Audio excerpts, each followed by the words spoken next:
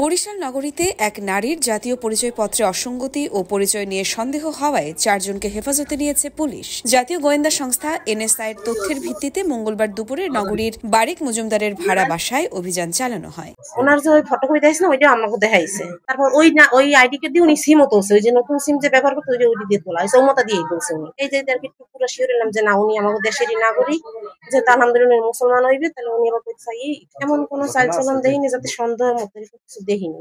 উনি দোকানে খাইতে চাইছে, ওনার লগে একজন খাইছে, আমি হাঁটা চলতে পারি, অসুস্থতা আমার কয়েকদিন রাখতে পারে নাম কি না, আমি যে রাখবো আমার তো ঘরে যাবেন, এই যে তুই যদি মাইয়ে থাকতে পারতে থাকবে, একটা মাস থাকুক, আমি এবার লই। এই কথাই এই দিন আর কোনো লেনদেন নাই বা কোনো নেই।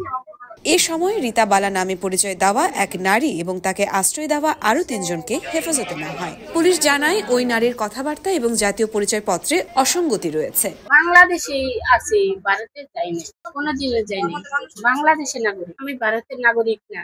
আমার সোনার বাংলা, আমি তোমায় ভালোবাসি, চিরদিন তোমার আকাশ, তোমার বাতাস আমার প্রাণে। লোকমুখে কেউ বলছেন তিনি ভারতীয়, আবার কেউ বলছেন রোহিঙ্গা নাগরিক হতে পারে।